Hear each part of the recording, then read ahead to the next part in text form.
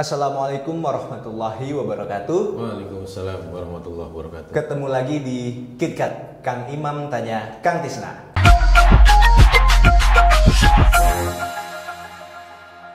Assalamualaikum Kang Tisna. Waalaikumsalam warahmatullahi. Kang Tisna, nih berita yang hari ini viral nih Kang, yaitu tentang Holy Wings. Sebelum masuk ke sana kan Holy Wings ini terkenalnya, kalau saya ya kenalnya itu dari yang tinju tuh kan. Iya. Dari tinju itu akhirnya saya kenal tuh Holy Wings. Sebelumnya saya taunya Holy Wings ini, saya kira itu jual ayam fried chicken gitu.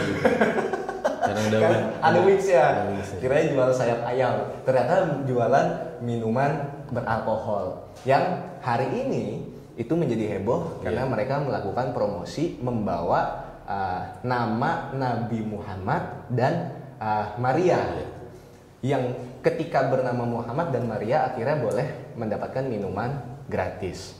Nah, cuma kan hari ini izinnya itu udah dicabut oleh Pemkot DKI Jakarta. Pemprov DKI Jakarta itu udah dicabut, dan memang sepantasnya dicabut itu Kang.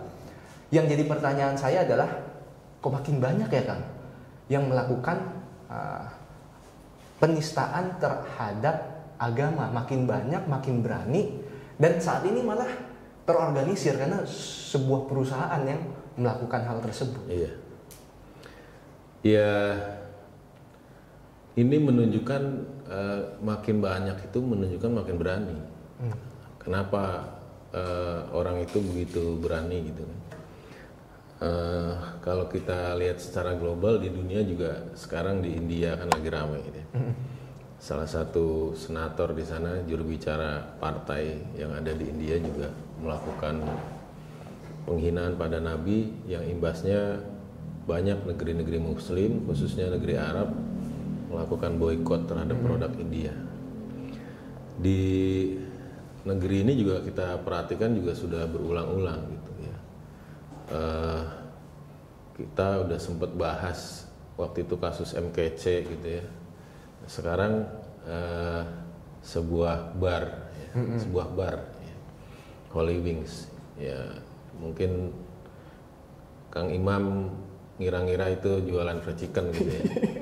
Kalau dari terjemahnya sayap suci mungkin dikira perguruan silat. Bener juga. Sayap suci. Iya. Iya. Jadi kenapa semakin banyak ya? Karena berarti orang itu semakin berani melakukan penghinaan terhadap Nabi gitu, terhadap Islam. Kenapa orang itu berani? Simpel sebenarnya. Karena mereka tahu ini nggak ada yang melindungi gitu. Gitu. Nggak ada yang melindungi, sehingga kemudian begitu mudahnya mereka melakukan penghinaan gitu. Walaupun memang dalam kasus Holy Wings ini agak menarik gitu ya, karena pas kasus Holy Wings ini meledak di Jakarta, ternyata Banser yang turun. Kemudian kemarin ini juga dipanggil sama DPRD DKI. Justru yang marah itu dari PDIP. Menarik juga ini. Oh, gitu ya. Yang marah itu dari PDIP. Jadi salah satu anggota DPRD dari PDIP namanya Gilbert Simanjuntak itu marah dia. Gitu. Anda ini nggak layak hadir di sini sebenarnya gitu. Udah gitu yang hadir manajer lah gitu. Menurut dia harusnya yang hadir ownernya gitu, atau level direksi gitu. Karena kalian nih udah sering kali ngelanggar, kata si Gilbert itu. Lagi PPKM COVID tinggi-tingginya kalian kumpul-kumpul, kemudian ada izin yang belum dia peroleh terkait minuman keras itu. Jadi Holy Wings itu nggak punya izin untuk minum di tempat gitu. Kemudian sekarang penistaan agama gitu. Jadi kalian sombong katanya gitu. Jadi akhirnya berulang-ulang kali melakukan kesalahan seperti itu. Jadi justru ya tadi yang saya sampaikan, kenapa orang itu berani? Bisa jadi nggak ada yang melindungi. Faktanya tadi Ya mudah-mudahan sih ini hanya PDIP saja mungkin ya yang disorot. Ya, artinya mungkin yang lain ngomong juga. Tetapi kalau ternyata faktanya benar, yang kencang di situ justru hanya PDIP dalam tanda kutip ya, yang dikenal Partai Merah. Gitu. Ini kan miris juga. Artinya di mana Partai Islam gitu kan, gitu. Artinya kalau kemudian orang itu begitu mudah menghina Nabi, ya partai-partai Islam aja juga selama ini diem-diem aja, ya. Artinya itu yang kemudian membuat orang jadi lancang, gitu. Jadi begitu berani, gitu. Karena mereka diam aja yang iya, karena nggak ada yang melindungi. Kalau nggak ada yang dalam tanda kutip tidak ada yang melindungi terhadap penistaan seperti ini, gitu. Jadi gitu. Padahal kan yang paling pantas marah itu ya itu dari Partai Islam gitu. Imam Syafi'i kan mengatakan manistugdiba walam yaghdab fa huwa khimar. Barang siapa dibikin marah tapi dia nggak marah, maka orang itu ya sama aja kayak keledai gitu, seperti itu. Imam Syafi'i mengatakan gitu. Nah, ini kan jadi gini, yang marah ini bukan hanya komponen umat Islam loh. Yang terbaru nih sekarang ada laporan dari FBI. Gitu. Dari FBI Amerika. Iya. Forum Batak Intelektual. Oh. Kirain FBI Amerika. FBI ini juga sekarang bikin laporan kalau mereka merasa terhina, dihinakan sebagai umat Kristen. Karena Bunda Maria disematkan di situ namanya. Dalam pandangan mereka kan Bunda Maria ini saint, orang suci gitu. Jadi memanggil orang yang namanya identik dengan orang suci untuk ngambil minuman keras seperti itu. Jadi ini yang kita lihat disayangkan gitu. Artinya kenapa begitu berani? Ya karena memang nggak ada selama ini yang melindungi gitu, seperti itu. Nah, padahal dalam sejarah kita lihat bagaimana upaya-upaya untuk penghinaan terhadap Nabi ini begitu tegas dilakukan gitu. Jadi pada masa Nabi sendiri ya, Nabi masih hidup, itu ada petinggi Yahudi namanya Ka'ab al-Ashraf gitu. Itu orangnya ganteng gitu, ahli syair, cuma syair-syairnya itu menghina Nabi, menghina wanita-wanita kaum muslimin gitu ya. Itu dieksekusi tegas gitu, oleh Nabi saat itu. Kemudian bahkan pada masa-masa kekhilafan Islam itu sedang lemah-lemahnya, pada masa akhir Turki Utsmani itu pernah terjadi pementasan drama Voltaire. Apa tuh, Kang? Jadi temanya itu Muhammad atau kefanatikan gitu. Jadi intinya di situ ada penghinaan terhadap Nabi di Prancis. Nah di situ Sultan Abdul Hamid II melalui dutanya itu ngirim surat ke Prancis untuk melarang pementasan drama Voltaire itu. Ya. Akhirnya dilarang. Nah mereka ini ternyata istiqomah gitu. Si Prancis ya? Pemeran dramanya ini para senimannya ini gitu. Nah, seringkali memang orang atas nama kebebasan seni gitu ya menghina agama gitu. Pindah ke Inggris. Jadi melakukan pementasan ke Inggris gitu. Kemudian sampailah juga berita ini ke Khalifah Abdul Hamid II. Kirim lagi surat ke Inggris untuk membatalkan, ya menghentikan pementasan drama yang menghina Nabi gitu. Apa yang terjadi? Inggris mengatakan bahwa kami Inggris ini negara bebas, negara liberal, nggak bisa melarang pementasan drama. Yang kedua alasannya karena tiket sudah terjual habis katanya gitu. Jadi alasannya tiket terjual habis. Kami nggak bisa menghentikan pementasan drama. Akhirnya apa? Sultan Abdul Hamid mengatakan kalau Anda masih juga mengizinkan pementasan drama yang menghina Nabi kami, saya akan mengumumkan jihad kepada seluruh kaum muslimin di dunia untuk memerangi Inggris, menyerang Inggris. Disitulah kemudian Inggris, kalau bahasa Betawinya jiper gitu ya. Gitu. Takut juga, akhirnya dihentikan. Gitu, seperti itu. Artinya apa? Ada yang melindungi Nabi, gitu. Ada yang melindungi Islam, ya. Sehingga kemudian tidak seenaknya orang itu menghina agama Islam, menghina Nabi seperti itu. Karena ini terkait dengan keyakinan seperti itu, ya. Jadi gitu. Nah, sehingga di sini artinya kita ya sebagai umat Islam ini ya sebisa mungkin berupaya untuk juga meyakinkan dari peristiwa ini bahwa disinilah pentingnya kenapa ada upaya-upaya mengajak menerapkan syariat Islam secara kafah ya. Karena ya salah satunya ini buktinya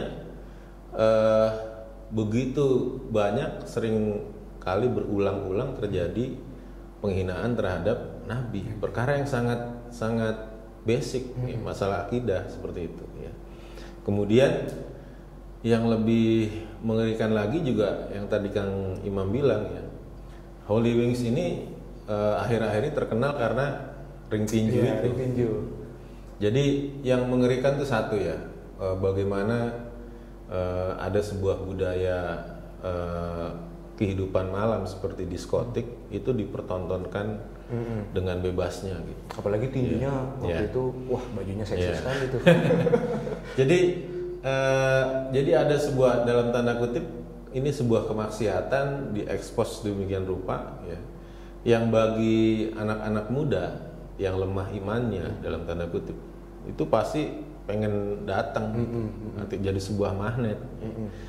Yang kedua, kita lihat bagaimana ada orang-orang yang mereka tuh berseteru, ribut di luar arena lah istilahnya. Kemudian diberikan fasilitas untuk panggung duel beneran dalam sebuah panggung ring tinju gitu. Dan jadi tontonan. Nah, jadi tontonan. Ya, maksud saya gini, kita seringkali akhir-akhir ini bicara kebinekaan, bicara keberagaman gitu kan. Tapi kita bisa lihat sendiri bagaimana di Holy Wings itu perseteruan itu justru difasilitasi gitu kan. Difasilitasi bahkan dalam bentuk adu fisik gitu. Dan ternyata itu juga nggak menyelesaikan masalah gitu. Karena ada beberapa pertandingan itu ya, adu tinju itu nggak selesai, dalam artian gini, udah ditentuin pemenangnya, cuma nggak puas gitu, kita rematch deh gitu. Gitu. Udah ditentuin. Udah ditentuin gitu, nggak puas, pengen adu tanding lagi gitu. Dan itu nggak cuma satu, artinya yang tadinya ribut di ring tinju itu harapannya bisa menyelesaikan segala emosi, ternyata nggak juga gitu. Jadi justru kita bisa melihat di sini ternyata banyak anak bangsa ini yang cuma gara-gara masalah-masalah sepele itu ribut, gitu, ribut bahkan kemudian sampai adu fisik. Terlepas kemudian ini dikatakan profesional gitu kan, ya meskipun sempat ada juga kan yang menggugat ini gimana dari sisi aturan tinju gitu, apa nggak melanggar gitu kan, karena kalau terjadi hal-hal yang tidak diinginkan tidak mengikuti prosedur dari induk olahraganya bisa bermasalah seperti itu. Jadi saya ingin mengatakan bahwa dengan penerapan syariat Islam itulah kemudian akan melindungi gitu, melindungi agama ini gitu. Dan harusnya syariat Islam itu jangan dilihat hanya dari sisi Islamnya, dalam artian gini, itu kan syariat Islam kan buat orang Islam gitu ya. Jadi harusnya dilihat dari sisi bagaimana syariat Islam itu memberikan solusi terhadap problematika yang berkembang sekarang di tengah-tengah masyarakat. Bagaimana masyarakat itu sekarang dihadapkan dengan kemiskinan gitu kan, dengan kebodohan, nyari kerja susah segala macam gitu. Jualan aja susah kan? Iya gitu. Jadi Islam ini bisa memberikan solusi gitu, seperti itu. Solusi itu bukan hanya untuk orang Islam ya, rahmatan lil alamin gitu, bagi seluruh alam.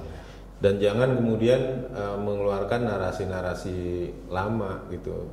Wah, berarti Anda ingin merubah undang-undang. Ya, faktanya kan sekarang lagi rame RKUHP. Betul. RKUHP, iya. Benar. Artinya di negeri ini berulang-ulang kali ya undang-undang itu bisa diubah gitu kan. Gitu. Nafasnya kan kenapa diubah, kenapa direvisi? Karena kan ingin memberikan solusi. Mengingat biasanya alasannya mengikuti perkembangan zaman segala macam, situasi kondisi terbaru.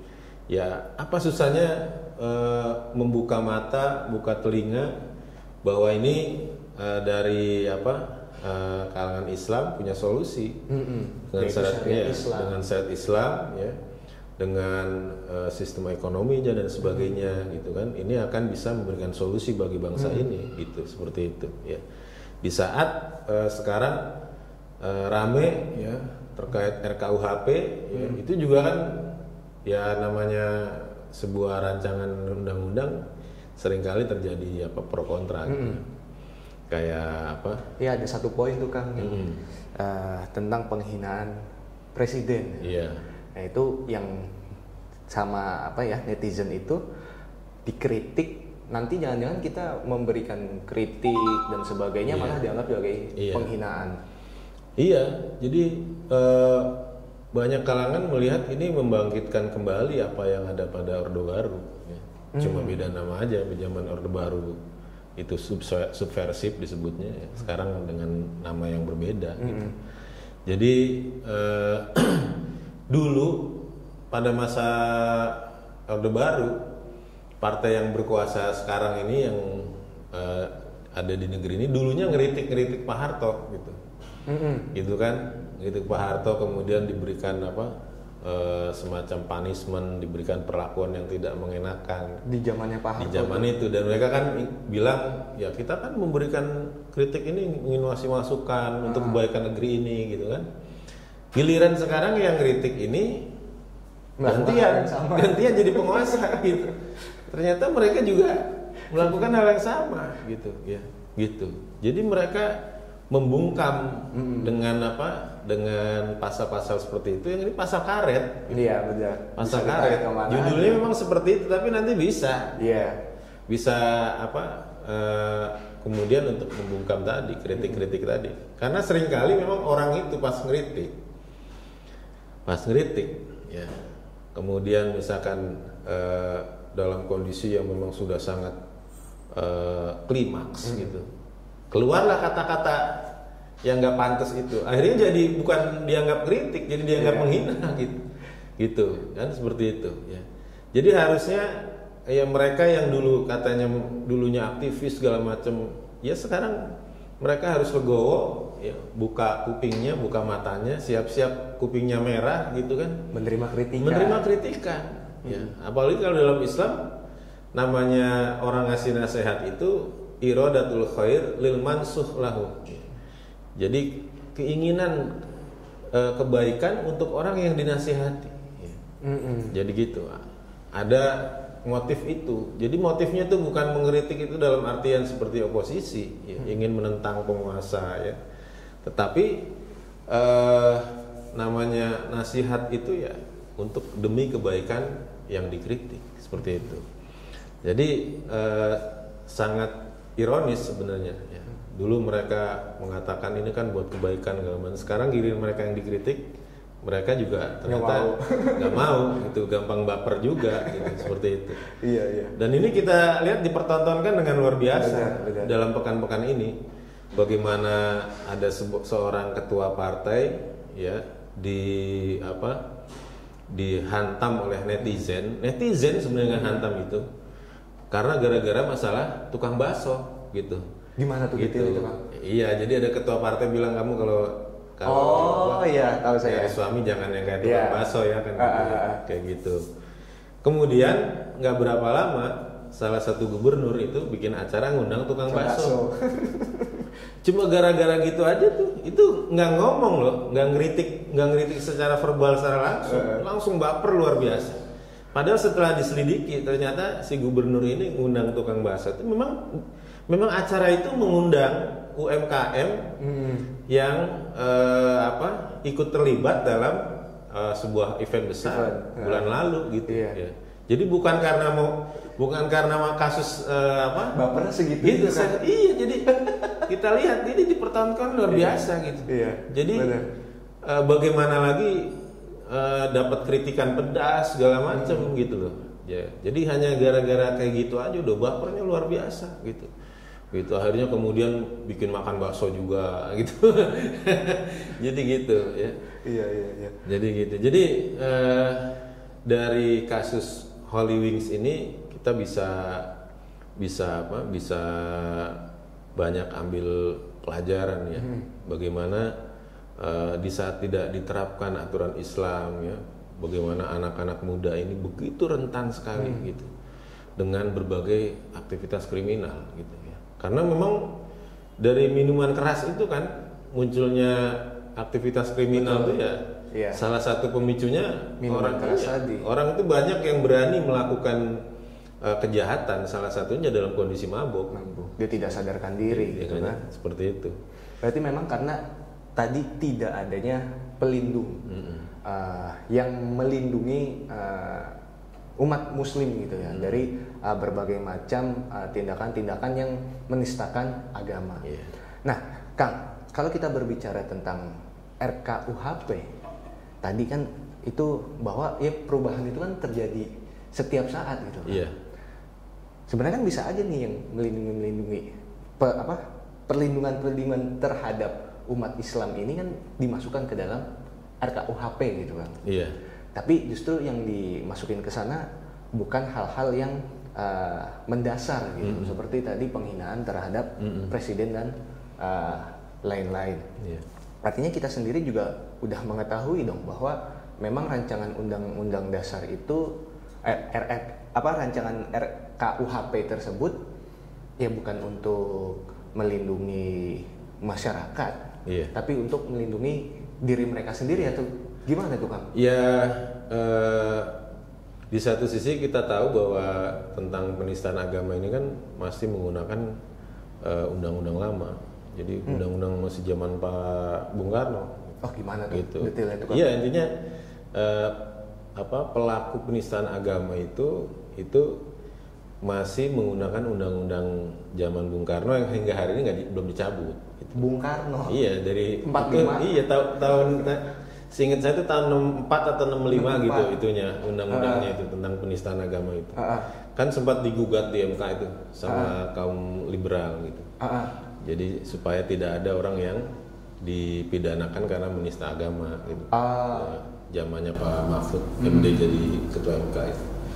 Jadi artinya dari sisi perangkatnya ada, gitu loh, untuk menjerat orang yang